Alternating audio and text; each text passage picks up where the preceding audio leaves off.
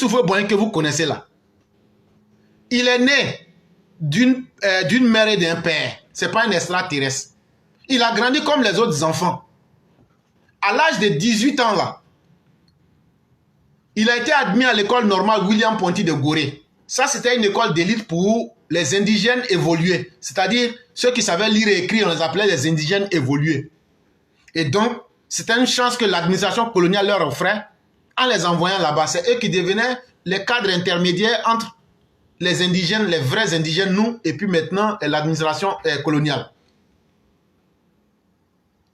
Et donc, en partant à l'école normale William Ponty, là, demandez-vous, est-ce qu'ils sont partis à voiture ou en pied? Non, les gens partaient en bateau. On prend ceux qui sont au Burkina, on prend ceux qui sont au Mali, on prend ceux qui sont au Niger, on les met ensemble tous dans le bateau. Et puis on s'en va, et tous vont là-bas, ils s'en vont étudier là-bas. Et d'habitude, quand les gens partaient là-bas, ces élèves-là partaient, on les mettait dans le bateau. Et quand on les met dans le bateau là, le côté que vous voyez, on appelle ça le pont. Quand tu es dans le bateau là et puis tu es en haut là, le côté le plus haut là, on appelle ça le pont. Imaginez-vous en pleine nuit en train de traverser la mer, le froid que ça fait.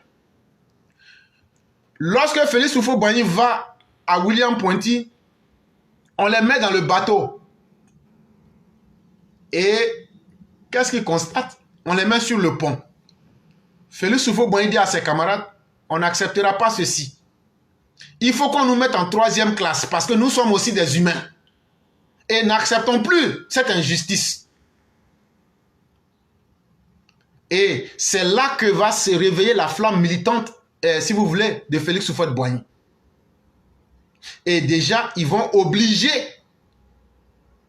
les colons à les mettre en 3e classe. C'est le premier acte de militantisme de Félix Houphouët-Boigny.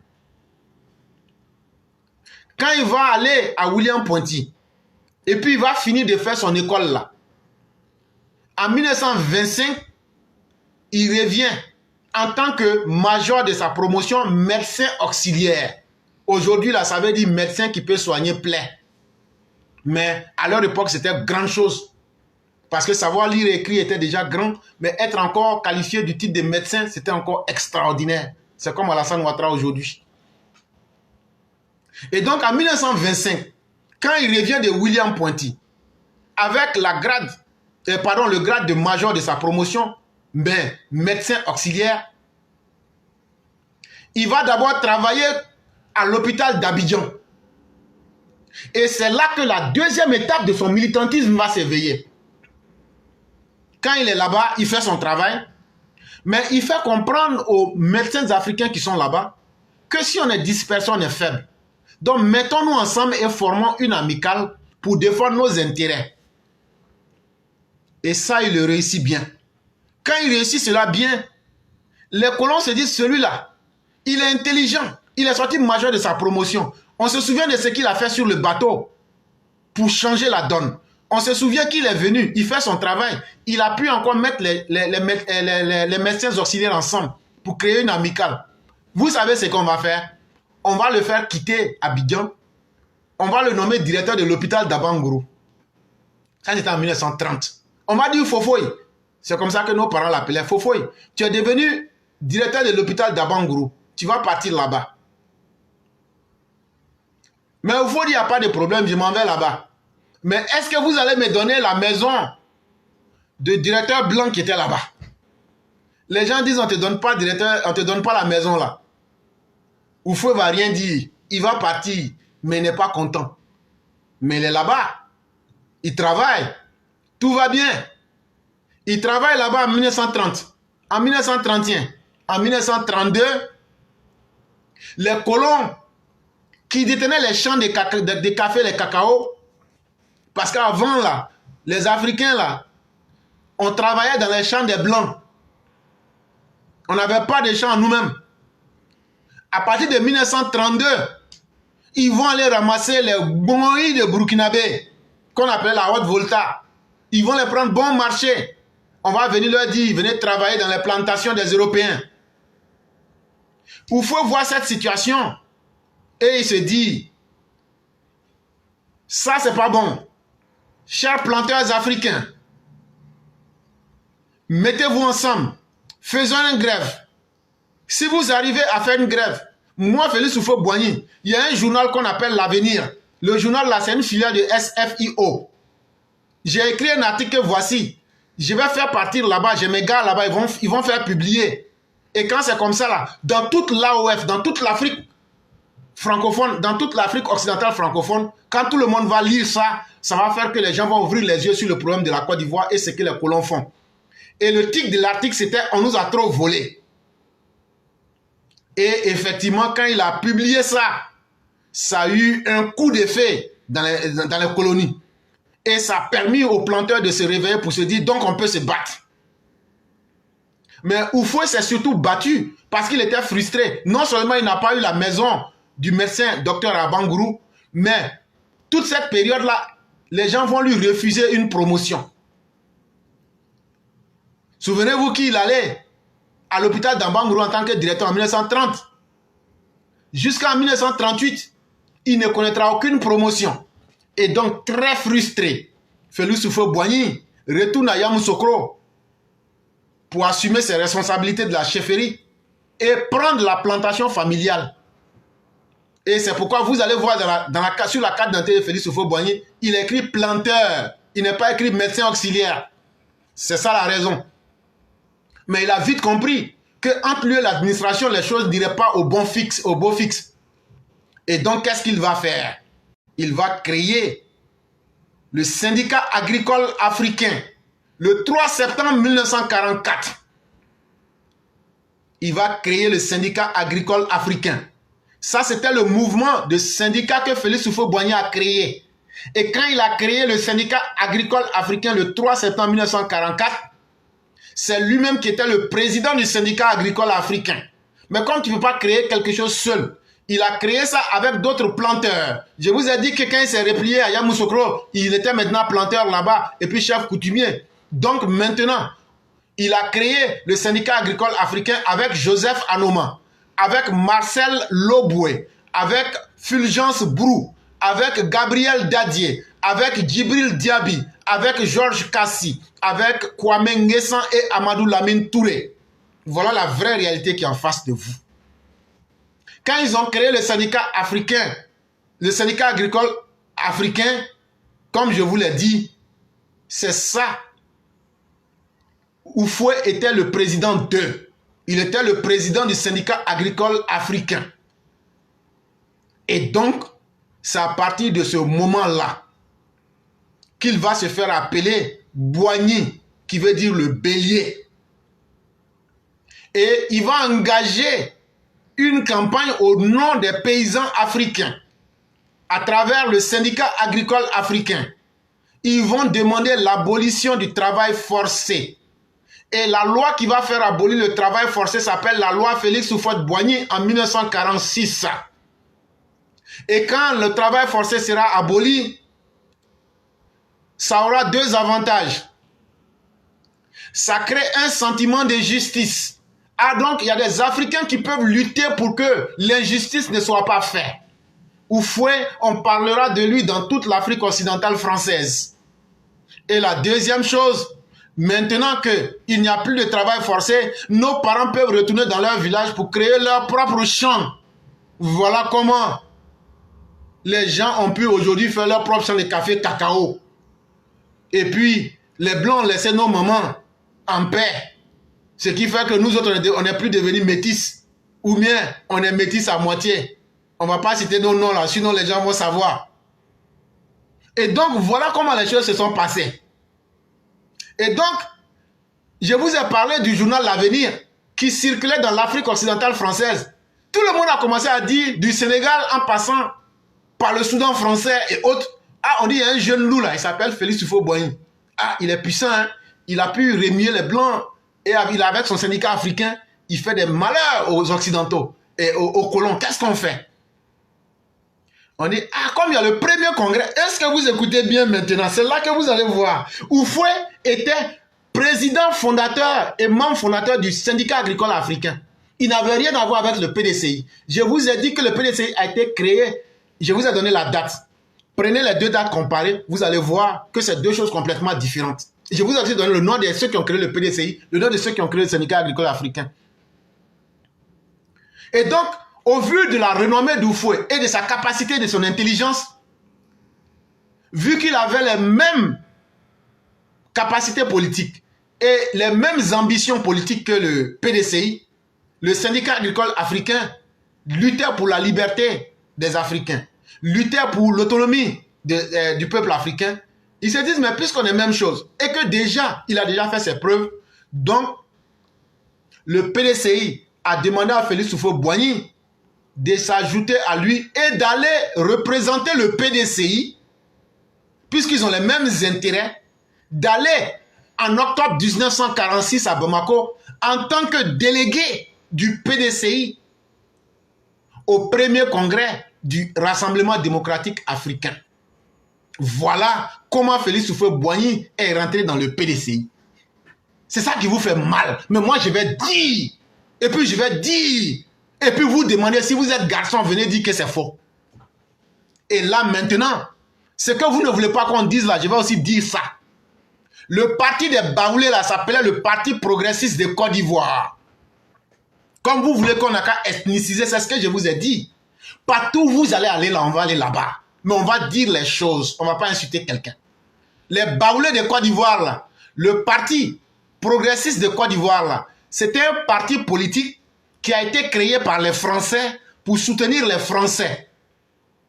Le Parti progressiste français disait non, il ne faut pas combattre les Blancs, il faut rester tranquille, nous on n'a pas envie de mourir, il ne faut pas créer les palabres et puis les Blancs. C'est eux, c'était les Baoulés qui étaient les soutiens de ce parti-là. Ils ont créé ce parti en 1946. Quand ils ont entendu parler que Houphouët, un Baoulé, va aller représenter le PDCI, avec tous les malheurs qu'il a déjà fait avec le syndicat agricole africain, les Blancs ont demandé à Kwame Benzen de créer le syndicat agricole africain. Le Parti progressiste de Côte d'Ivoire. Et donc, ils vont rapidement créer ce parti-là. Parce qu'avant le Parti progressiste, les Blancs manipulaient nos parents avec un autre parti qu'on appelait le Comité d'action patriotique de Côte d'Ivoire, qu'on appelle le CAPACI.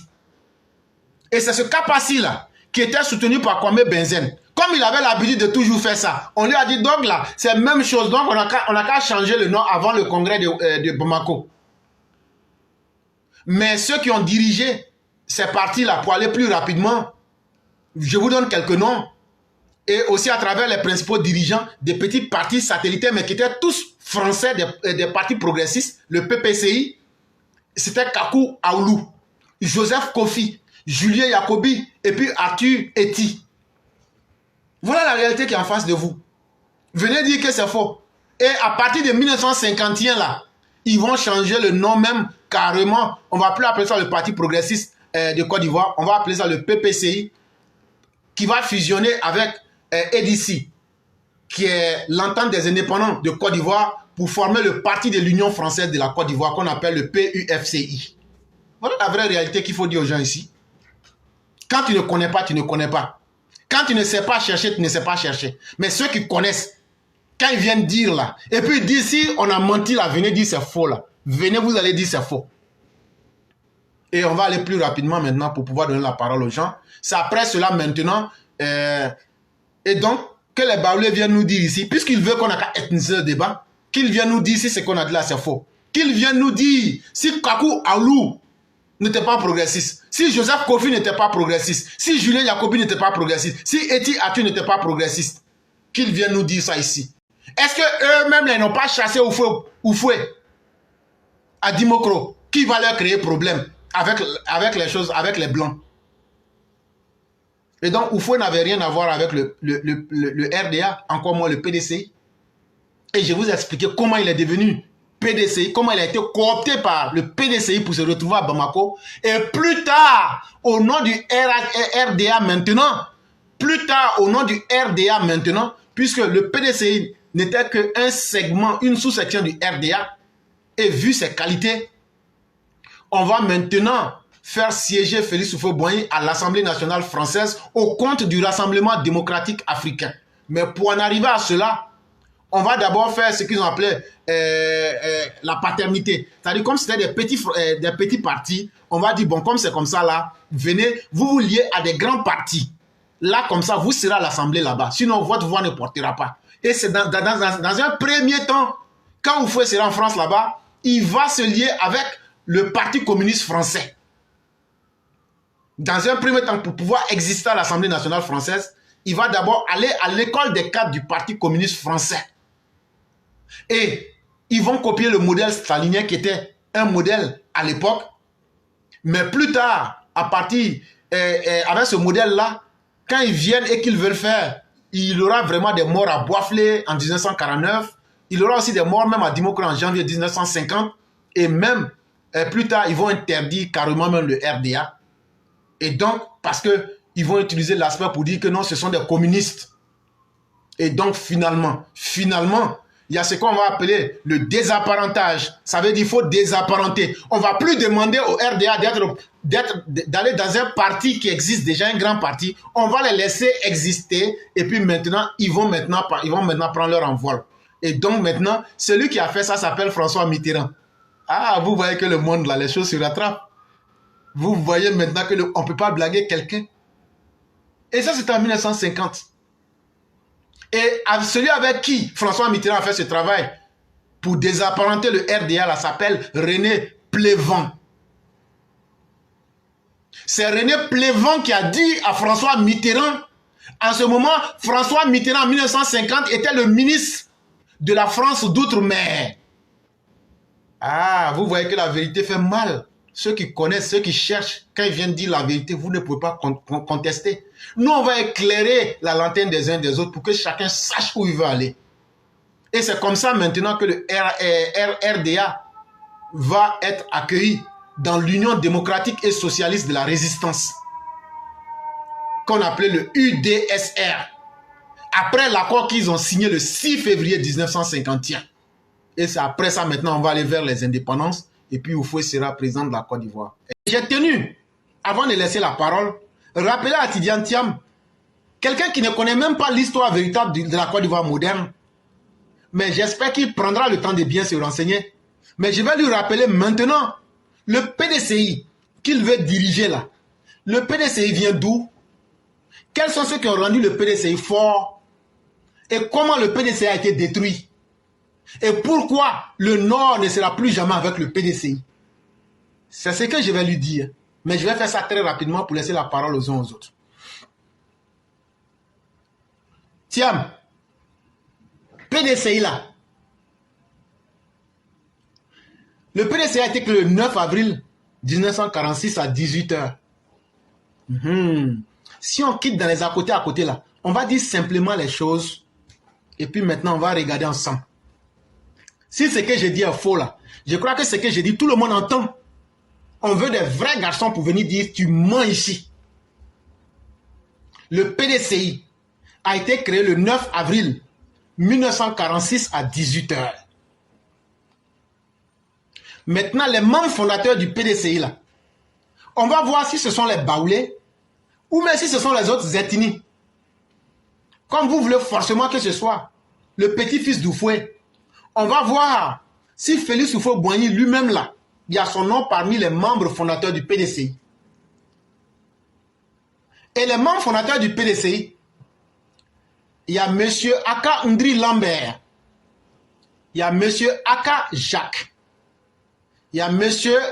Aobo Akre, il y a M. Blagnon Martin, il y a M. Boka Mene Gaston, il y a M. Brou Fulgence Kofi Gado Germain, il y a Diallo Ousmane, Dioman Benoît, Da Silva Dorothée, Diop Babakar, Konyan Kodjo, Kwadjo Rémi, Kofi Julien, Konan Ndri André, Kwadjo Kofi, Konan Kanga Antoine, Konan Raphaël, Kouisson Keletigi, Kwadjo Kofi Germain, Loudounion Augustin, Mekone Léonard, Wenso Paulin, Papa Somego, Poi Zebango, Séri Kore René, Toubia Nicolas, Sissoko Fili, Sangaré Bernard, Traoré Ali, Tourbe So. Voilà les personnes qui ont créé le PDCI. Parce que si vous remarquez très bien, quand je parle, je ne mélange, je ne dis jamais PDCI RDA. Parce que ceux qui connaissent véritablement l'histoire savent qu'on ne peut pas mélanger les deux. Bon, ce qu'on vient de citer là. Chers tous, vous avez entendu le nom de Félix Houphouët-Boigny? Mettez la réponse. On est en classe, hein? Les cours d'aujourd'hui là, c'est fort, hein? Est-ce que vous avez entendu le nom de Félix Houphouët-Boigny? Et donc, il faut d'abord rappeler à Thiam qu'à la lumière de l'histoire, son grand-père ne fait pas partie des fondateurs du PDCI. Ça, c'est la première chose qu'il faut qu'on rappelle au PDCI, ou même au PDCI actuel. Et la deuxième chose qu'il faut remarquer, c'est que parmi ces noms-là, on retrouve toute la kyrielle des Ivoiriens. Surtout les Ivoiriens de tous les horizons. Et donc, le PDCI n'est pas un parti de Baoulé, comme le RHDP n'est pas un parti de Djoula. Alassane Ouattara n'est pas le créateur du RDR. Voilà aussi la réalité. Et ce sont des choses que nous, on va dire avec beaucoup de rigueur et sans complaisance. Et il y a quelqu'un qui me rappelle le nom Thiam aussi. Et donc, vous ferez vite de comprendre. Quand je cite par exemple des noms comme Diallo Ousmane, Diop Boubacar, Kouisson Keletigui, Mekone Léonard, Papa Somego, Sissoko Fili, Sangaré Bernard, Traoré Ali, Tourbe So, est-ce qu'ils sont baoulés? De prime abord, on dira que ce sont des gens qui ont des noms à consonance nordique. Quand je cite des noms comme Séri Kore René ou même Loudunion Augustin, est-ce que ce sont des baoulés? Et donc le premier poison qui a tué le PDCI, c'est la xénophobie que vous avez mis. La supériorité ethnique des baoulés ou bien des Akans là. C'est ça qui a été le premier poison du PDCI. Et c'est sur ces mêmes arguments que toi, Thiam, tu veux revenir. Je suis le petit-fils d'Oufoué. Mais Oufoué n'est même pas parmi les créateurs du PDCI. C'est ce qu'il faut qu'on te rappelle d'abord. Ce que j'ai dit, ça pourrait étonner beaucoup de personnes. Mais je vais aller plus loin pour bien détailler les choses. Et donc, si on est d'accord sur les noms qu'on vient de vous dire, tant que le PDCI ne corrigera pas l'injustice qu'ils ont fait au nord de la Côte d'Ivoire, le PDCI ne s'en sortira jamais. Ça, tout comme le FPI, tant qu'ils ne vont pas corriger, mettre les Ivoiriens ensemble, laisser les Ivoiriens décider en jugeant tout le monde, à la lumière de la réalité des urnes, et cesser les stigmatisations ethniques, ils ne s'en sortiront jamais. Et c'est ce que Félix Houphouët-Boigny avait compris. Et là, les gens vont me demander, mais comment Félix Houphouët-Boigny s'est retrouvé? Félix Houphouët-Boigny s'est retrouvé. Je vous ai dit que le PDCI a été créé, pour ceux qui suivent bien les cours, le 9 avril 1946. C'est à partir d'octobre 1946, comme Houphouët était un leader syndical bien influent, on va l'envoyer maintenant à Bamako. Quand on va faire le premier congrès du Rassemblement démocratique africain. Ah oui, ceux qui veulent écouter la vraie histoire, on vous le dit. Et surtout, on lance un défi à tous ceux qui se sentent des vrais intellectuels de venir pour qu'on affronte les débats intellectuels devant tout le monde. Et donc, quand on parle là, moi j'ai confiance en ce que je sais. Et ce que je dis là, j'entends les vrais garçons. Houphouët va intervenir à partir d'octobre 1946. On va l'envoyer en tant qu'un envoyé au premier congrès du Rassemblement démocratique africain qu'on appelle le RDA. Et donc, c'est là, quand maintenant le PDCI va rentrer maintenant comme un parti, une sous-section du RDA, c'est là qu'on va prendre ce PDCI-là, le vrai PDCI d'Houphouët, c'est à ce PDCI-là qu'on peut ajouter RDA. ajouter RDA. Sinon, ce n'est plus le FPI, le PDCI d'Henri Konan Bédié, encore moins le PDCI frélaté que vous voyez là. Le vrai PDCI, Houphouët en tant qu'un envoyé des créateurs du PDCI, se retrouve en octobre 1946 à Bamako en tant qu'un parti minoritaire qui est venu pour être une section du Rassemblement démocratique africain.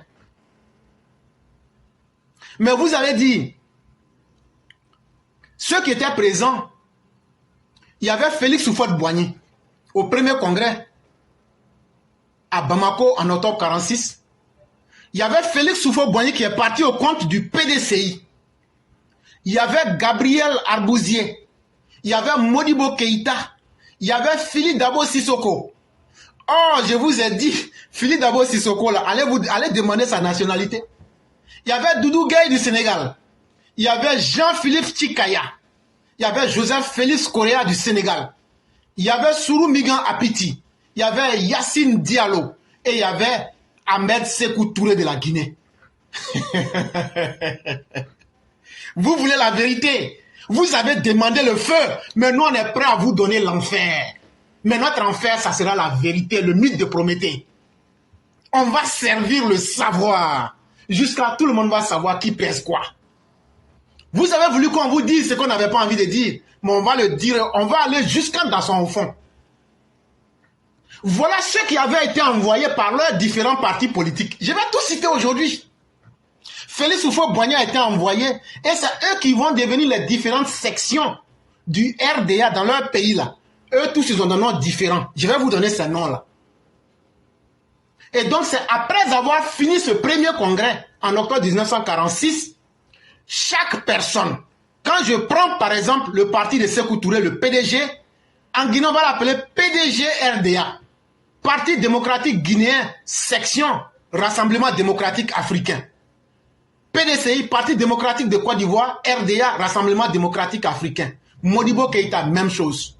Doudou Gueye, même chose. Félix Tchikaya, même chose. Joseph Félix Correa du Sénégal, même chose. Sori Migan Apiti, même chose. Et donc, vous ne pouvez pas tromper les gens. Arrêtez cela. Le PDCI est plus grand que Félix Houphouët-Boigny. Parce qu'il n'en est pas un créateur. Il n'était qu'un envoyé. Et il n'était pas le seul envoyé. Je viens de vous citer des noms. Que chacun des pays où des partis ont fait partie au premier congrès, mais il n'y a pas eu que le premier congrès seul. Il y a eu le deuxième congrès. Après octobre 1946, du 2 au 6 janvier 1949, le deuxième congrès devrait se tenir à Bobo-Dioulasso, Burkina actuel. Mais vous savez, on n'était pas encore indépendant. Les dates qu'on vous donne, c'est 1946, 1949. On était encore sous la domination des Blancs dans l'Afrique occidentale française. Donc, entre le 2 janvier 1949 et le 6 janvier 1949, le gouverneur de la Haute-Volta, ce qu'on appelle aujourd'hui le Burkina Faso là, il s'appelait le gouverneur Albert Mouragues. Albert Mouragues dit, tant que moi je suis le gouverneur là, vous n'allez pas tenir le deuxième congrès du RDA. Si vous faites là, on va verser le feu sur vous. Quand c'est comme ça, les gens ont regardé et disent, comme c'est comme ça là, c'est pas grave, tout près n'est pas loin. On peut faire ça dans la basse Volta. La basse Volta s'appelle Côte d'Ivoire. Et c'est finalement à la même date, du 2 au 6 janvier 1949, que va se tenir le deuxième congrès en présence de certains délégués. Et donc en vérité là, les Houphouët, les Philippe Dabo, les Modibo Keïta, qui seront certainement des présidents plus tard, n'étaient que des délégués du RDA. C'est le terme qu'ils utilisaient pour les appeler les délégués. C'est pourquoi toute personne qui est consciente de l'histoire ne doit pas ajouter le nom RDA au PDCI frélaté d'Henri Konan Bédié, au PDCI daokronien qui est là actuellement en 2023. Non. Maintenant, je vais vous citer les partis politiques. Le RDA là, c'était comme une fêtière. C'était comme une base de certains partis politiques. Et leur vision là. Soit on trahit leur vision, on fait ce qu'on veut, ou bien on choisit leur vision, mais on essaie d'être digne. Le RDA, le Rassemblement démocratique africain, ça veut dire quoi?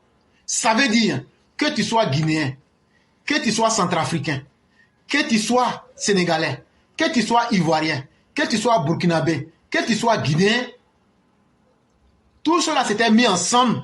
Ils disent qu'il faut que la dignité de l'homme africain soit restaurée. Et la première chose qu'ils ont réussi, c'était de mettre fin au travail forcé.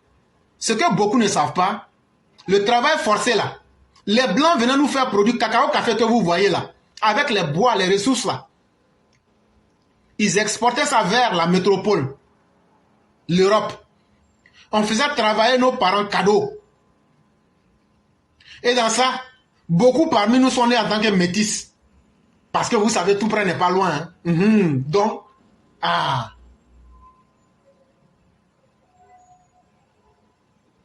Et donc, dans ces conditions, leur idéal était que tout homme africain doit être digne. Ils étaient des vrais panafricains. Pas dans les mots, pas dans la manipulation, mais dans les faits. Quel que soit ce qu'on pourrait reprocher à ces pionniers-là, ils ont pu au moins nous libérer. Ils ont libéré nos grands-parents qui sont rentrés dans leur village. Ils ont marié nos grands-mamans et puis maintenant ils ont accouché nos papas et puis maintenant nos papas aussi nous ont accouchés. C'est ça qui est la réalité. C'est tout ce qu'on pourra dire de Yacine Diallo, de Doudou Gueye, de Philippe Dabo Sissoko, de Modibo Keïta. C'était des dictateurs. Oufo n'était pas bon, il était voleur. Au moins là, c'est lui qui a libéré le grand-père de Laurent Gbagbo, l'incapable. Toi tu peux tuer lion mais tu ne peux pas tuer blanc. Il y a des menteurs comme ça là. Il dit, mon grand-père a tué lion. Mais alors que les blancs dansaient à Kobo sur lui. Il ment. Son grand-père n'a même pas tué singe. Comment un homme qui tue lion, c'est son petit-fils qui vole chewing-gum dans la voiture de l'ordre. Ça, c'est une malédiction. Ça aussi, il faut le rappeler. Mais ce n'est pas ça le plus important de notre sujet. Les partis qui constituaient le RDA, il y avait le PDCI, le Parti démocratique de Côte d'Ivoire. Il y avait le Parti démocratique voltaïque, qu'on va appeler plus tard l'Union démocratique voltaïque. Et plus tard, on va appeler ça le Rassemblement démocratique voltaïque. Mais c'est le même parti. Ça a été créé à partir de 1957. Si on est très précis dans ce qu'on dit, je l'ai dit, c'est une frappe chirurgicale. Quand vous allez prendre ça, mettre ça devant les soi-disant PDCI, ils vont se demander, mais c'est qui dit des choses comme ça? Parce que ça va les choquer, mais ils ne pourront pas dire que c'est faux. Parce qu'eux-mêmes, soit ça les dépasse, ou même ils ne connaissent pas, mais ils vont apprendre. Et on va leur enseigner leur parti là pour qu'ils se calment.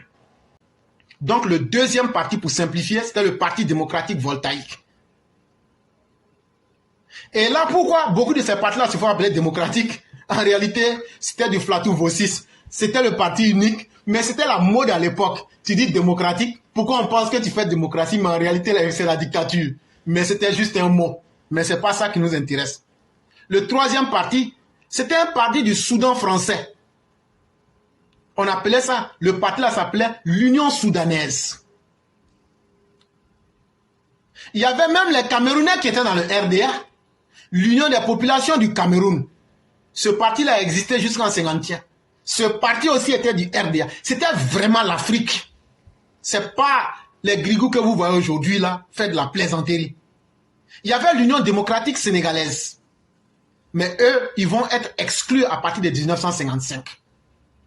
Il y avait le Parti démocratique guinéen, ou bien le Parti démocratique de Guinée, qu'on appelait le PDG, le parti de Sékou Touré. Mais après le nom au général de Gaulle, le 9 octobre 1958, ce parti-là sera rejeté de la communauté française d'Afrique. Et vous connaissez les conséquences. Il y avait aussi un autre parti du Niger qu'on appelait le Parti progressiste du Niger. Il y avait un parti du Tchad qu'on appelait le Parti progressiste tchadien. Il y avait le Parti progressiste congolais, qu'on va appeler plus tard à partir de 1958, l'Union démocratique de la défense des intérêts africains. Il y avait un autre parti, le Comité mixte gabonais. qui va devenir le bloc démocratique du Gabon à partir de 1954. Voilà comment un vrai garçon parle. Et je vous ai dit l'idéal qui était là. On avait le Gabon, on avait le Congo, on avait le Tchad, on avait le Niger, on avait la Guinée, on avait le Sénégal, on avait la Côte d'Ivoire, on avait le Cameroun, on avait le Soudan français, on avait la Haute-Volta, on avait le Mali, tout. C'est ceux-là qui se sont mis ensemble pour dire il faut qu'on arrête de violer la dignité des Africains. Vous, les soi-disant panafricains qui gueulez, au lieu de gueuler là, proposez des solutions. Toi, Thiam, qui parle là, pour dire mon grand-père Félix Oumar, il n'était qu'un simple délégué. Il n'était rien dans le PDCI. Il n'est pas un créateur du PDCI. Il n'était qu'un délégué qui a été envoyé au RDA. C'est tout.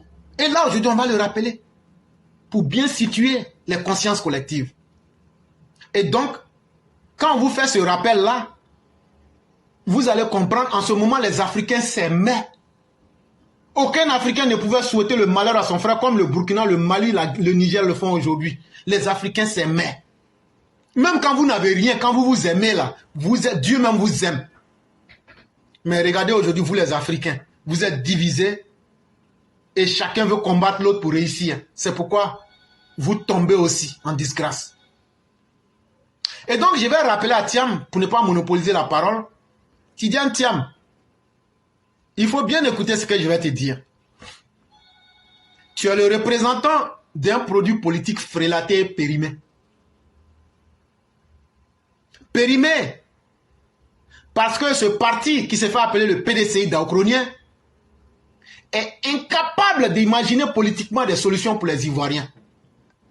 Et quand un parti politique, même quand tu existes, mais que tu ne peux plus produire de solutions, tu perds le pouvoir. C'est ce qui a fait que depuis décembre 1993 et 99, quand un produit est périmé, on le jette à la poubelle. C'est pourquoi Guy Robert est venu vous jeter à la poubelle par un coup d'État. Toi-même qui m'écoutes là, toi tu peux manger un produit périmé. Oshimini, on te donne un produit périmé, tu peux manger. C'est comme ça que PDC est devenu. Quand tu vois un parti politique, quels que soient les raisons qui font que tu tombes là, c'est parce qu'il n'y avait plus d'hommes parmi ce parti-là qui pouvaient imaginer et proposer quelque chose. Et quand c'est comme ça, tu tombes. Et quand tu tombes, la meilleure place d'un produit périmé, c'est la poubelle. Et c'est pourquoi le PDCI est à la poubelle. Donc le PDCI que toi, Thiam, tu veux venir prendre là, c'est un produit périmé qui est en poubelle. Et donc la version que tu as là, c'est une version frélatée. Parce que contrairement à l'idéologie du RDA, c'est aujourd'hui la haine, l'arrogance, la suffisance, la médisance, l'arrogance inutile, l'irresponsabilité et même l'ingratitude. La non-reconnaissance de ceux qui ont déjà travaillé pour le pays. Une fois que toi, Bédier, et les gens du PDC, vous êtes rentrés dans ça, vous ne pouvez jamais avoir les Ivoiriens, encore moins les Ivoiriens du nord de la Côte d'Ivoire. Parce qu'ils se souviennent, les enfants de Tourbesso se souviennent de ce que Bédier leur a fait. Les enfants de Traoré Ali se souviennent de ce que Bédier leur a fait. Les enfants de Sangaré Bernard se souviennent de ce que Bédier leur a fait. Les enfants de Sissoko Fili se souviennent. Les enfants de Papasso Megou se souviennent. Les enfants de Mekone Léonard se souviennent. Les enfants de Kouisson Keletigi se souviennent. Les enfants de Diop Bouaka se souviennent. Les enfants de Ousmane Diallo se souviennent. Et donc, toi-même, Thiam, ta sœur, faut nous dire comment Bédier l'a traité.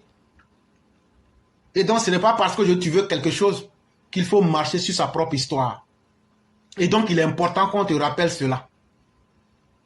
Et donc, avec un produit périmé, un produit qui est dépassé par la réalité des temps modernes, c'est forcément normal que toi, Thiam, tu as honte du PDCI, mais en même temps, tu veux l'utiliser.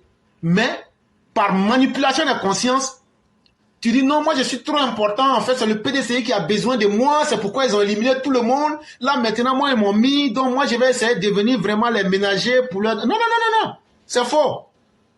Parce que sans machine politique tu n'es rien. C'est toi qui as besoin du PDCI. Mais tu veux en même temps leur dicter ta condition parce que tu sais que ce parti est périmé. C'est pourquoi tu es en train de leur dicter ta position. Et donc, tu t'accroches à une illusion de Félix Houphouët-Boigny était mon grand-père, donc c'est ce qui te rend important, c'est faux. Ce qui rend un homme important, c'est ce dont il est capable. Si on dit, le monsieur là, lui, il est mauvais, on n'a pas dit qu'il était mauvais. On n'a pas dit qu'il va être mauvais. On dit simplement qu'aujourd'hui, au présent, que tout le monde connaît là, il est mauvais.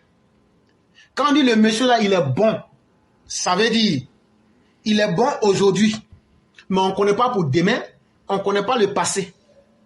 Quand on parle d'un vrai homme là, on parle de son présent. Qu'est-ce qu'il est aujourd'hui? Toi, Thiam là, tu es quoi aujourd'hui? Tu es un chômeur actif. Tu es la terreur des banques.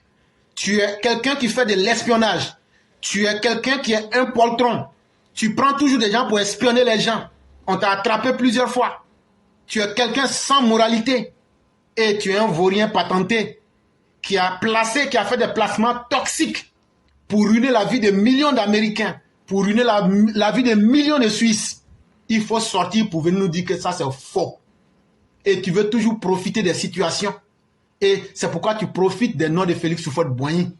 Mais en réalité, hier on t'a connu. Tu étais dans un gouvernement infréquentable, un gouvernement de personnes ignobles, de détourneurs de fonds. Aujourd'hui, tu nous apparais comme quelqu'un qui a honte de son passé et qui veut qu'on dise qu'il est né maintenant. Non, on va te rappeler que tu étais là. Et donc, quand on prend ton passé, ton présent, on sait que tu ne seras capable de rien dans l'avenir. Maintenant, les Ivoiriens ont un choix qu'ils doivent faire. Si moi, je suis incapable de préparer l'avenir de mes enfants, c'est mon problème. Si je ne suis pas capable de préparer mon avenir, c'est mon problème. Mais les vrais Ivoiriens ont intérêt à préparer l'avenir de la Côte d'Ivoire. Aujourd'hui, si nous on a été des lâches, des incapables, ça c'est ce que nous on a voulu. Mais ne décidons pas à la place de nos enfants. La meilleure manière de préparer l'avenir, c'est de prendre les décisions qui seront bonnes pour les générations à venir. Et ça passe au-delà des ethnies, des religions et de nos considérations personnelles. Quel monde nous voulons offrir à nos enfants pour qu'ils soient dignes de nous? Pour qu'ils disent nos parents sont morts, mais ils ont travaillé et ils ont fait les bons choix. Quand on sera mort, c'est sur cette question-là que nos enfants vont nous juger. Voilà le monde que nos parents nous ont laissé. En tant que client, quand je dis client, puisqu'il y a un politicien ivoirien, Laurent Gbagbo, qui dit qu'eux, ils sont des commerçants. Donc quand tu es un commerçant, tu ne cherches que des clients. Et donc ici, j'appelle la population les clients. Les clients, c'est toi, c'est moi, c'est nous qui partons voter là. Le PDCI actuel, avec le comportement de ses dirigeants, le PDCI frélaté et périmé, des politiciens sans compétences, sans capacité d'ouvrir l'avenir à vous et à vos enfants. Si vous partez, donnez votre voix à ces personnes-là. Ce n'est pas eux qu'on va blâmer, hein. C'est vous que vos enfants vont blâmer. Donc ne payez pas une marchandise frélatée, une marchandise périmée avec des politiciens croque-morts comme Tidjane Thiam et c'est plus le ver de terre. C'est ce qu'on peut vous dire. J'allais finaliser l'historique que nous avions débuté sur le président Félix Houphouët-Boigny, la création du RDA, la création du syndicat agricole africain, la création du PDCI et comment plus tard le PDCI et le RDA vont faire fusion dans plusieurs pays d'Afrique, de l'Afrique occidentale française. Et si nous venons particulièrement à celui de la Côte d'Ivoire, qu'on appelera le PDCI-RDA à l'époque de Félix Houphouët-Boigny, je vais vous donner la toute dernière partie de l'histoire pour qu'elle soit complète. Parce que quand tu donnes quelque chose qui n'est pas complète, tôt ou tard, ça finit par poser problème. Et donc, je vous avais dans un premier temps parlé de la vie d'Houphouët depuis l'âge de 18 ans jusqu'à ce qu'il soit allé à l'école William Ponty au Sénégal et qu'il soit revenu. Il a exercé en tant que médecin. Après tout ça, par frustration, il va se retrouver à Yamoussoukro. Et après, on est rentré dans la vie de Félix Houphouët-Boigny. On vous a dit, entre le PDCI et le RDA, c'était deux choses complètement différentes. Le PDCI, c'était le Parti démocratique de Côte d'Ivoire. On vous avait donné les noms de ceux qui ont créé le PDCI. Et on vous avait dit que c'est Félix Houphouët-Boigny qui était président et membre fondateur du syndicat agricole africain. Et après cela, on vous avait dit qu'au premier congrès du RDA, du Rassemblement démocratique africain, vu que les intérêts du syndicat agricole africain et les intérêts du PDCI, Parti démocratique de Côte d'Ivoire, coïncidaient, et Kufuor avait déjà, à travers la lutte pour les intérêts des paysans, il avait déjà des faits d'armes qui étaient là, qu'on a déjà bien développé. C'est tout ça qui a permis un rapprochement entre le PDCI et le RDA. Et donc, dans ce rapprochement, il est toujours utile de prendre quelqu'un qui est, en termes de représentativité et de puissance intellectuelle et politique, mieux aguerri. C'est ce qui va faire que le PDCI, section Côte d'Ivoire, va se joindre au RDA. Et c'est Oufoué qui sera envoyé à Bamako en 1946 comme délégué. Je dis bien comme délégué. Quand on dit que quelqu'un était un délégué, là, ça veut dire, en bon français, là, ça veut dire on était assis. Olivia Pop était là. Foudado était là. Amara Bamba était là. Éclaireur était là. Et puis, eux tous disent, toi éclaireur, là, c'est toi, on va te déléguer pour que tu parles. Mais en réalité, c'est au nom de Foudado que je parle. C'est au nom d'Olivia Pop que je parle. C'est au nom d'Amara Bamba que je parle. C'est au nom des EPV que je parle. Donc, si vous venez attraper l'éclaireur pour le frapper, là, ce n'est pas l'éclaireur qui est le problème. J'ai été envoyé. Je suis le délégué des EPV. C'est les EPV qui disent, comme toi, là, tu penses que tu peux parler, là. Et puis, on sait que tu peux parler, là. Donc, là, toi, il faut allumer ta caméra. Et puis, tu dis ce que nous tous, on pense. Donc là, si on attache éclaireur là, c'est Maman Ouragan, on va attacher. C'est Traoré Abou, on va attacher. C'est Foudado, on va attacher. C'est Olivier Amiral, on va attacher. C'est Mère Blanc, on va attacher. Parce que ce que l'éclaireur dit les engage tous. Ça veut dire, eux tous sont d'accord. Ils disent ce que tu dis là, c'est nous on t'a délégué, il faut dire. Voilà la réalité, c'est ce qu'on appelle en français un délégué. Et donc, quand il a été envoyé au premier congrès par le PDCI, parce qu'ils avaient les mêmes rapprochements idéologiques, il est parti en tant que délégué. Ça veut dire, c'est toi là, on t'a envoyé là-bas, il faut aller, puis tu reviens. Donc quand on a bien compris ça, maintenant quand Oufoué va revenir, plus tard, il va maintenant être membre du PDCI. Et pas n'importe quel PDCI, le PDCI RDA. Et donc maintenant, c'est la fin de l'histoire qu'on va vous donner maintenant. Il faut dire que lorsque Oufoué rejoint le PDCI et le RDA, la première chose qu'il faut retenir, c'est que Oufoué n'était pas l'homme puissant du PDCI RDA, comme quand vous l'avez connu quand il était président après les indépendances en Côte d'Ivoire. Il était simplement un délégué. Il était important parce qu'il a mené une lutte politique, mais il n'était pas puissant au point d'être ce que beaucoup ont connu de lui à travers le PDCI RDA. Et pour vous donner un exemple de cela, vous allez voir que Oufoué, même pour nos parents qui se souviennent, qui peuvent témoigner, Oufoué n'a jamais caché dans certains de ses discours que son père spirituel s'appelle Gon Coulibaly. Que son père spirituel s'appelle Gon Coulibaly. Quand on dit quelqu'un est ton père spirituel, là, ça veut dire quoi? De la même manière que Jésus a été oint là, son père spirituel l'a oint. Ça veut dire celui qui t'ouvre la porte a atteint ta grandeur. Quelqu'un peut t'accoucher, c'est ton père biologique. Mais tu peux avoir un père spirituel, comme par exemple vous qui croyez aux religions des juifs et des musulmans. Si tu crois en Jésus, Jésus devient ton père spirituel. Si tu crois au prophète des musulmans, il devient ton père spirituel. Parce que, idéologiquement parlant, c'est dans son bain que tu nages. Idéologiquement parlant, c'est lui qui va te guider. Idéologiquement parlant, c'est lui qui va te soutenir. Et donc, quand Oufoué disait que c'est Gon Coulibaly qui était son père spirituel, c'est parce que ses propres parents biologiques n'avaient pas assumé. Ce qui est important dans la vie d'une personne, c'est la construction spirituelle d'un homme. Sinon, il y a beaucoup de parents qui mettent des enfants au monde. Mais combien sont des parents qui s'occupent de leurs enfants dignement? Combien de parents sont? Tout le monde peut accoucher. Tout le monde peut mettre des enfants au monde. Mais combien savent qu'il faut s'en occuper pour en faire un homme solide dans la vie? Et donc, celui qui vous rend solide dans la vie, c'est celui-là qu'on appelle votre vrai père spirituel.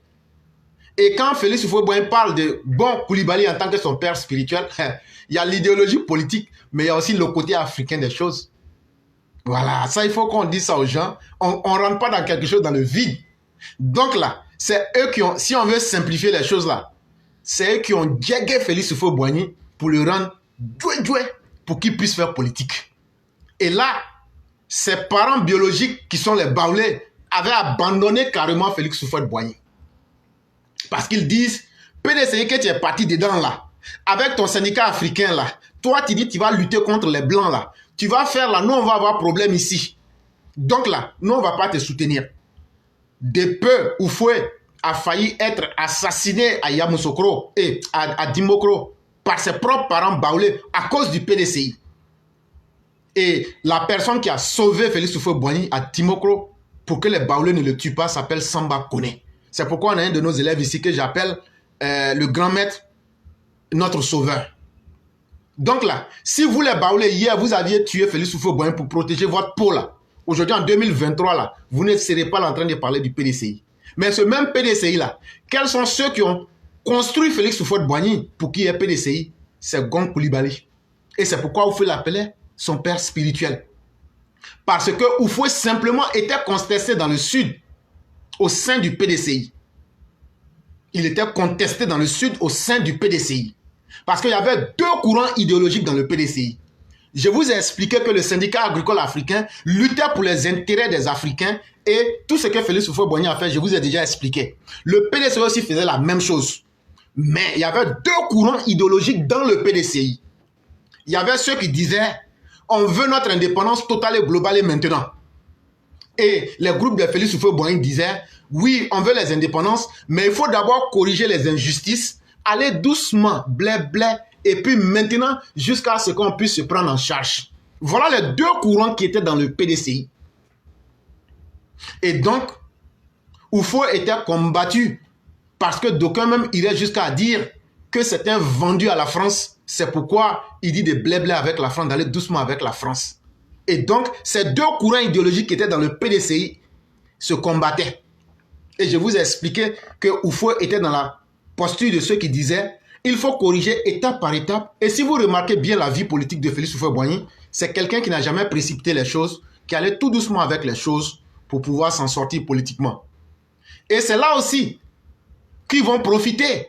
Vu qu'il était rejeté au sud du pays, Bon Coulibaly va lui dire viens ici. Quand Houphouët vient au nord là, non seulement je vous dis qu'on l'a lavé mystiquement, spirituellement, et Bon Coulibaly l'a pris pour dire demandez Amadou Coulibaly qui est là, le ministre de la communication là, allez lui demander. Il connaît l'histoire. Ils ont attrapé la mère de Félix Houphouët-Boigny. Ils sont rentrés dans chaque village du nord. Parce que ce que beaucoup de gens oublient, c'est qu'au nord, en réalité, tous les peuples, c'est un seul peuple. Au nom de l'alliance, à partir du Kouroukanfouga, c'est les mêmes peuples. Si toi, tu t'en vas frapper un Odineka pour un Sénoufo, tu as perdu ton temps. Si tu t'en vas frapper un Koulango pour donner à un Sénoufo, tu as perdu ton temps. Les gens qui pensent que les Tagbanans sont Sénoufos. Et donc, les gens sont mélangés. Toi, tu t'en vas trouver un Maouka, tu t'en vas le frapper avec un Yakuba, tu as perdu ton temps. Et donc, le vieux Bon Coulibaly, connaissant bien les rouages de la tradition africaine, il a attrapé la main de Félix Houphouët-Boigny. Il est rentré chez les Maouka. Il est rentré chez les Koyaka. Il est rentré chez les Koulango. Il est rentré chez les Brons. Parce que les Abrons, là, le vrai nom, on les appelle les Brons. Il est rentré partout où il pouvait rentrer, à part le sud où Félix Houphouët-Boigny était contesté. Et puis il leur a dit, c'est moi, je m'appelle Bon Coulibaly. Celui-là, c'est mon petit, c'est mon protégé. Et donc là, au nom des alliances qui existent entre nous, et au nom de la parole qui est entre nous et nos ancêtres là, celui-là, il ne faudrait pas que ses parents qui l'ont rejeté là, et que nous on l'a pris là, il ne faudrait pas que nous on humilie celui-là. C'est pourquoi vous allez voir les gens du Nord, leur affaire de PDCI, c'était pas petite affaire. Parce que chez les gens du Nord, leur parole est sacrée.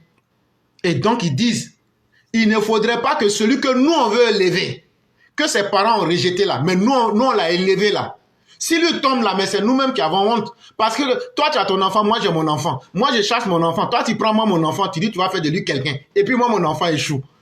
Moi, j'aurais 2 fois honte. Parce que personne ne m'a demandé de prendre ton enfant. Et deuxième chose, personne ne m'a demandé de faire de lui ce que je ne voulais pas qu'il soit.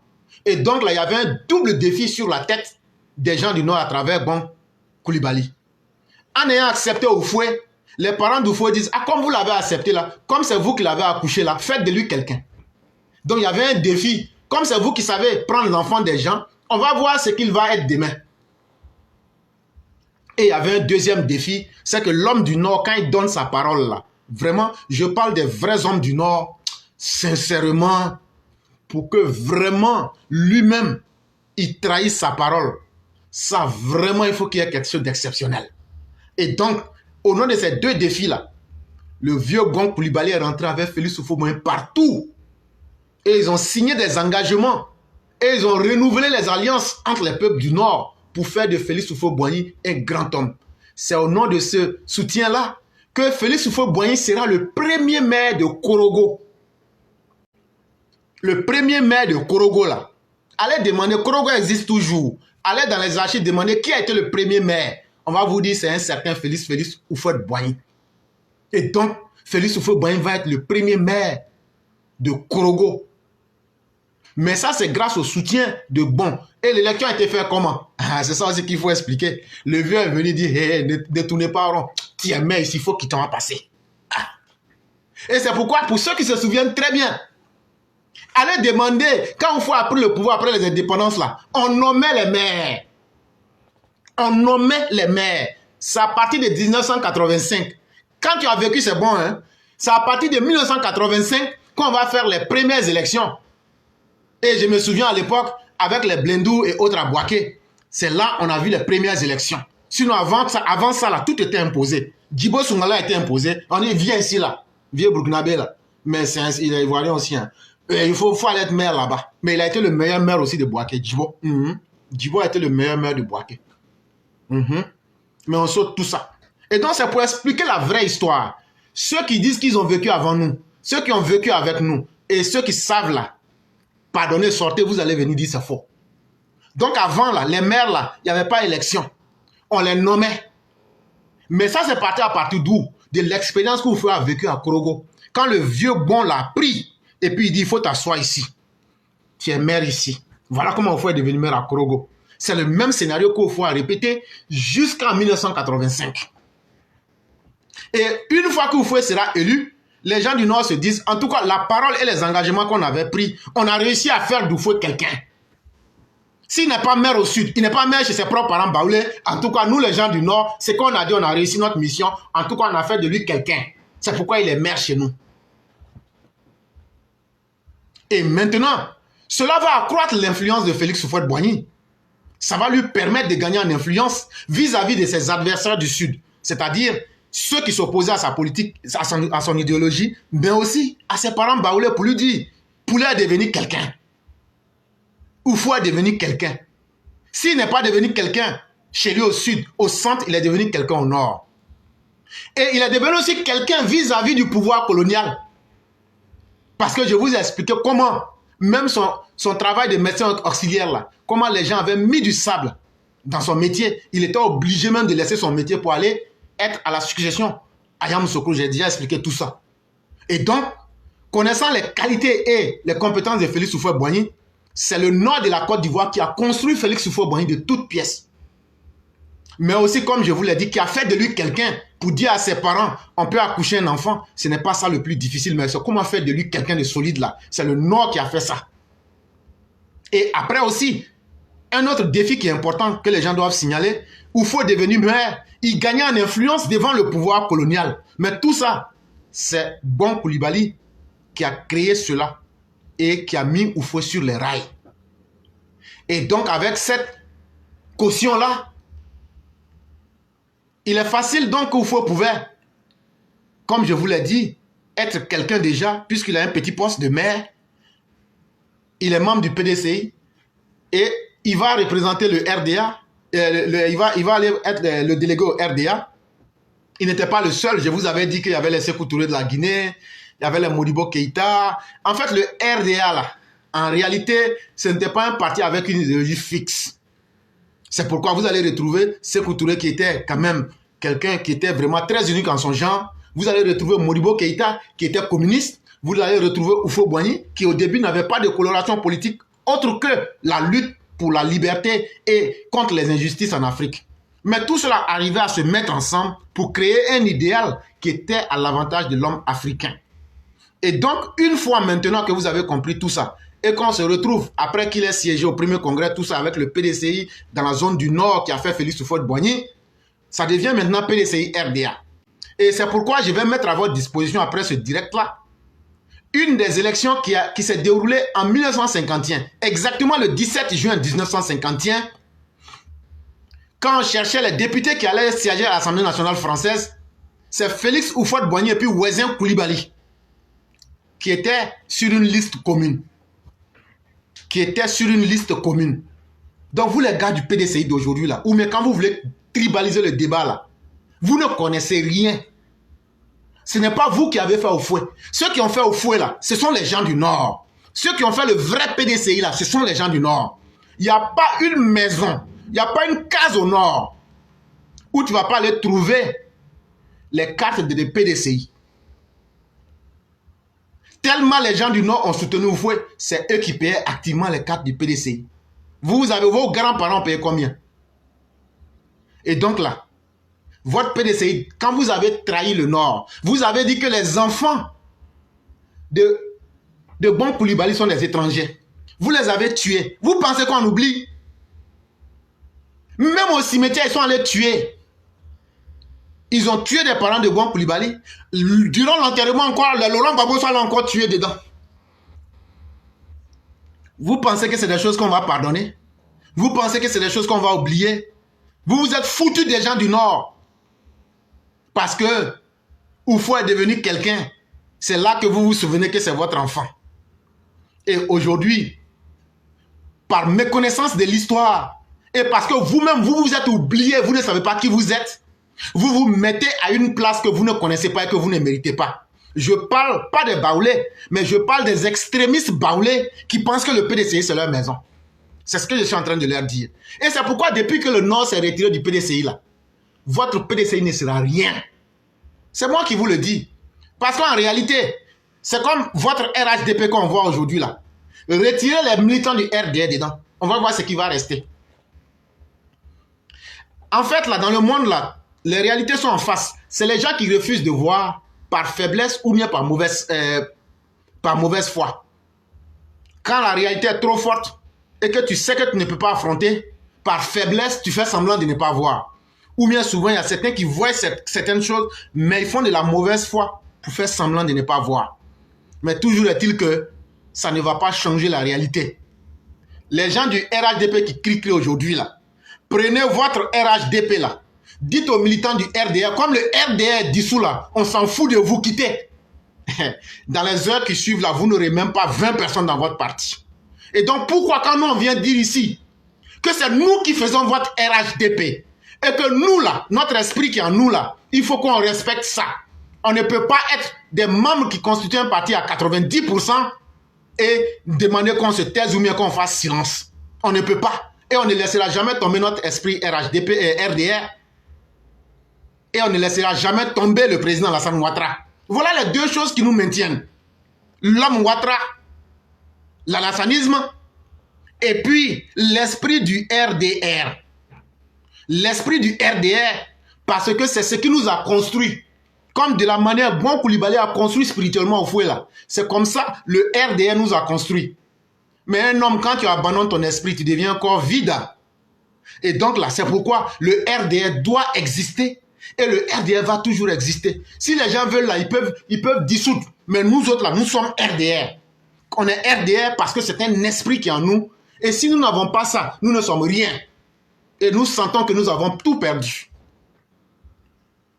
Et donc, il faut savoir, comme je vous l'ai dit, ce qu'on appelait les indigènes évolués ou bien les élites évoluées. Je vous ai dit qu'il y avait deux tendances. C'est eux qui ont étudié à l'école de William Ponty. C'est eux qui seront donc les premiers à constituer les premiers partis politiques ou même les premiers représentants. Et donc, comme je vous dis, les Oufoué seront accusés d'être des gens soumis à la France dans le PDCI RDA. Parce que le PDCI, là, ça c'était pour la Côte d'Ivoire seulement. Mais dans le RDA, il y avait deux tendances. Et donc, ce qui fait que c'est pratiquement la même chose. Ceux qui étaient soumis et qui voulaient aller doucement, doucement avec la France, en réclamant plus de justice, en réclamant la fin des mauvais traitements et en réclamant une indépendance qui va au fur et à mesure venir, on les a appelés, vous êtes des soumis à la France, vous êtes des vendus à la France, vous voulez vendre nos colonies, nos pays à la France. En 2023, on entend le même discours. Ou bien en 2010, on entend le même discours d'un certain historien se faisant appeler Laurent Gbagbo en minuscule 10 000 fois. Ah non, ils vont vendre le pays, c'est le candidat de l'étranger, ils vont vendre la Côte d'Ivoire. Mais celui qu'on avait accusé, Alassane Ouattara, de vendre la Côte d'Ivoire, aujourd'hui en 2023, moins de 13 ans après, 2010, en 2023, les mêmes qui ont dit qu'Alassane Ouattara allait vendre la Côte d'Ivoire disent que Alassane Ouattara, ça va prendre plus de milliards de blancs pour venir endetter le pays. Et regardez comment vous êtes inconsistant. Vous dites quelqu'un va vendre le pays. Il n'a pas vendu le pays. Vous-même là, vous avez honte. Votre parole vous a rattrapé. Vous dites non, il n'a pas pu vendre le pays là, mais il allait prendre l'argent des blancs là pour venir investir ça au pays ici. Et c'est la même chose, c'est les mêmes accusations que Félix Houphouët-Boigny subissait. Et la tendance dure et extrémiste disait, nous voulons une indépendance totale. Et dans le PDCI, il y avait la Fédération des étudiants d'Afrique noire française.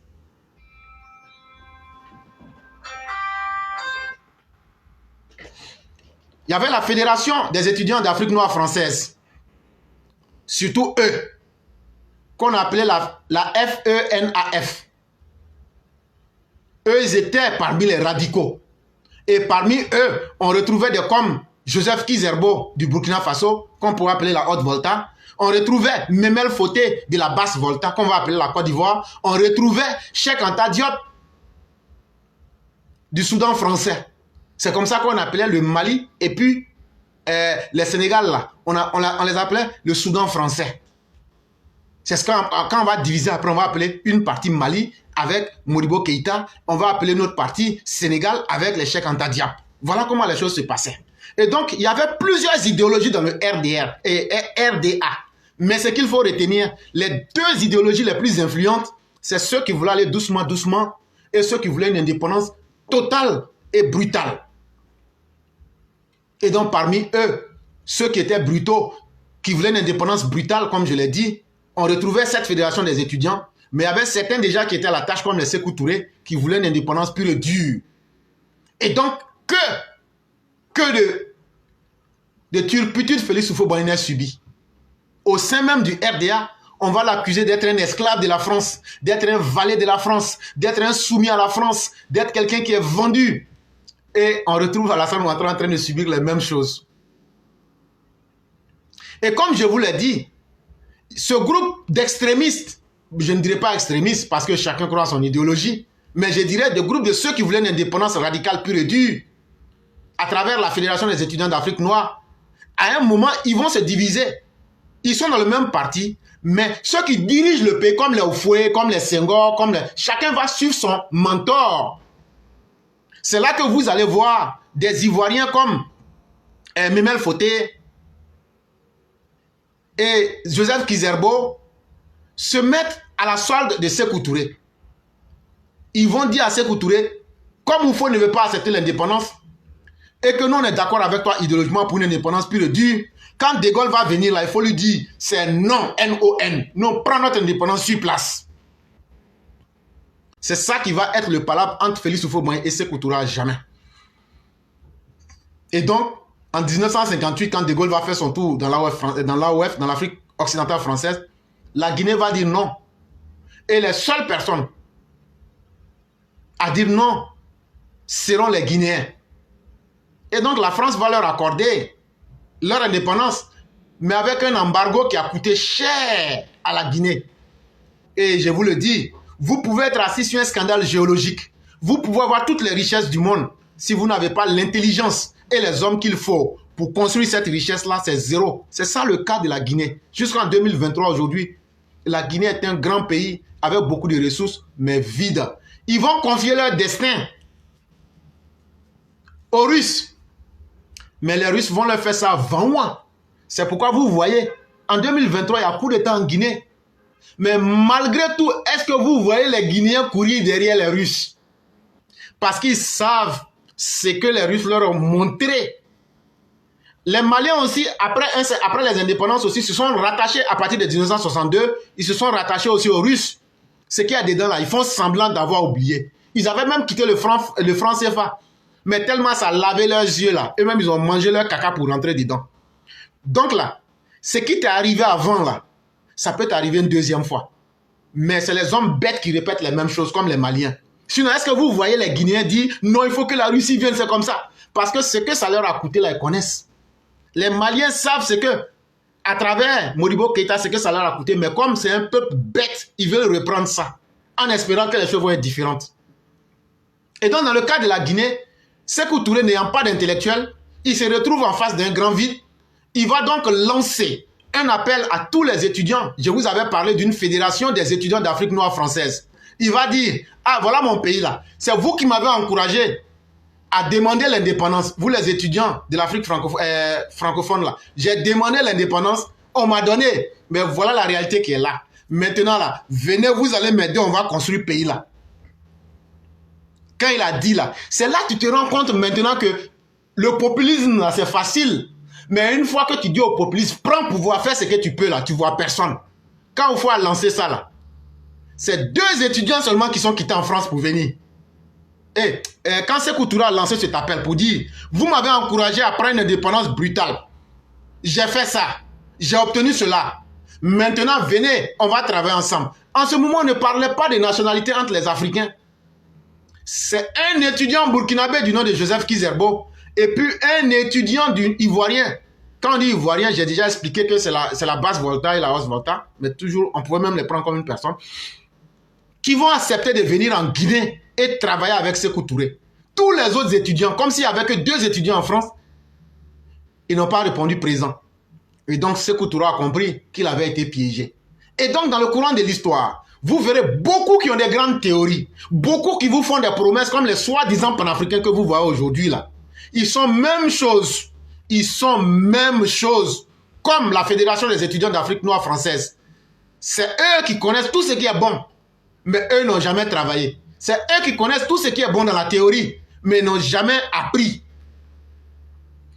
Prenez le pouvoir. Maintenant qu'ils ont le Mali en main, ils ont le Burkina en main. Pourquoi le Burkina et le Mali avec le Niger ne s'en sortent pas aujourd'hui? Posez-leur bien la question. C'est le même coup qui a été joué à Sékou Touré par la Fédération des étudiants africains en France.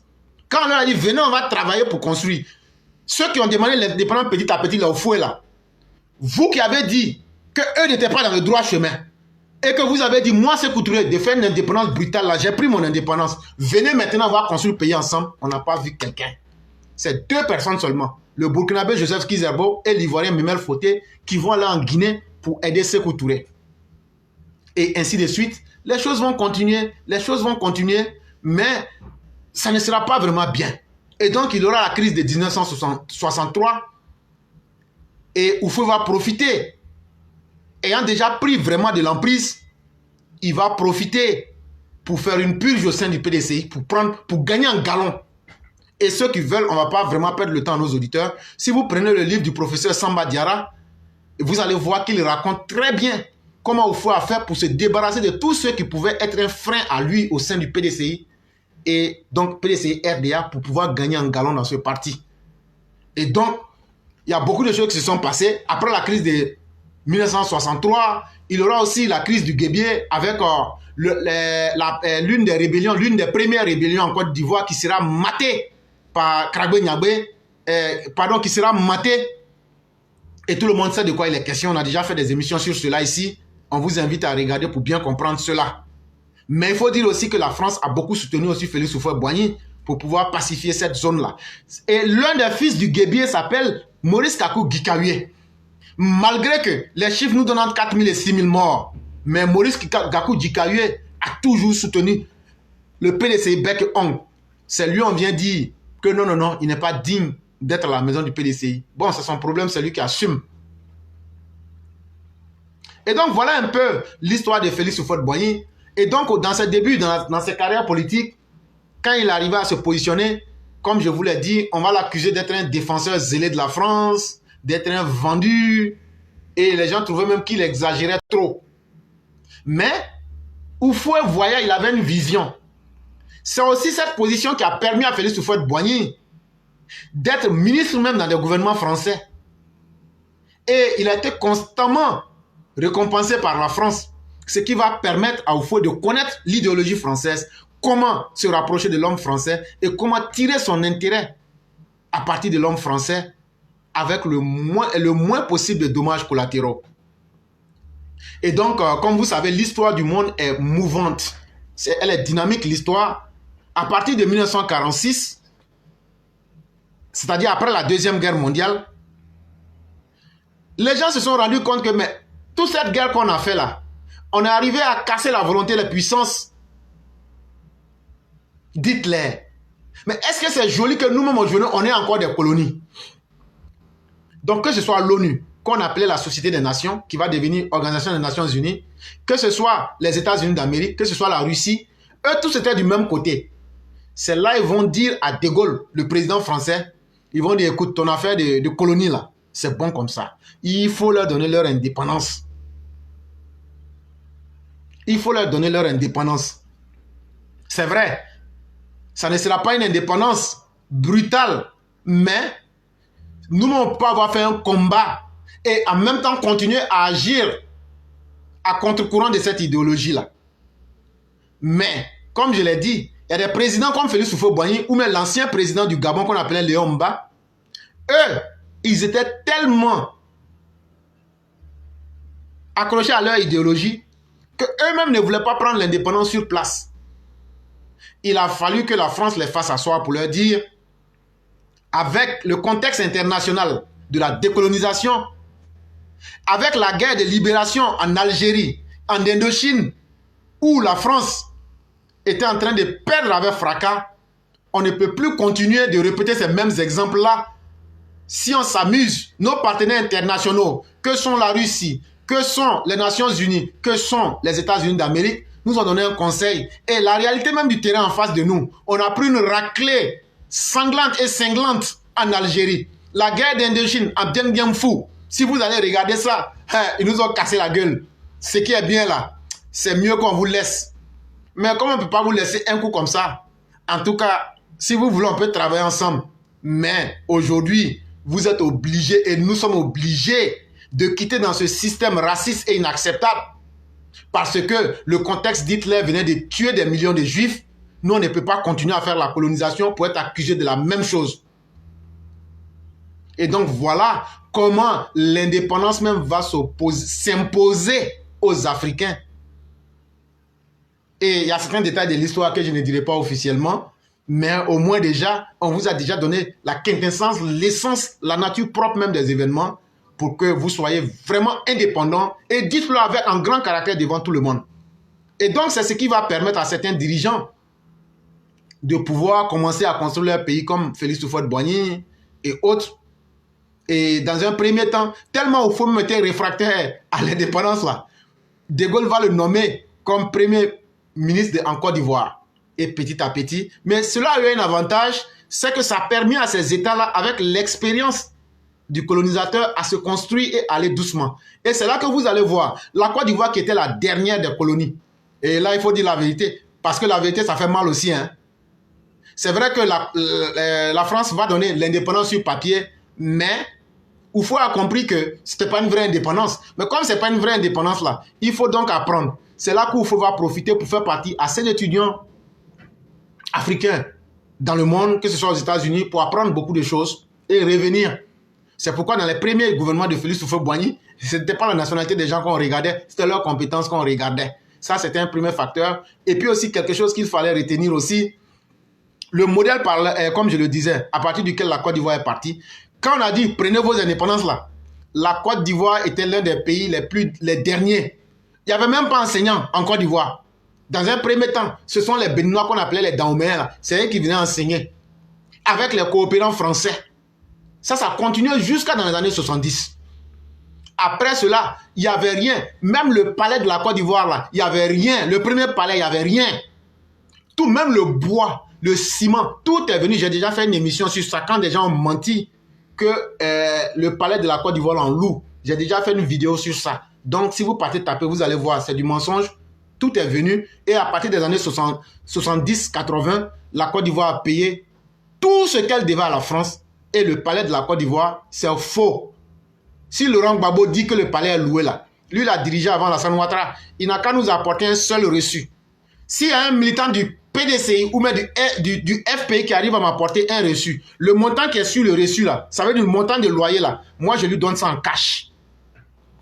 Mais comme vous n'avez pas honte et vous n'avez pas peur du mensonge, on vous dit, ça veut dire, quand vous dites que c'est loué là, ça veut dire votre Laurent Gbagbo là, lui il louait ça.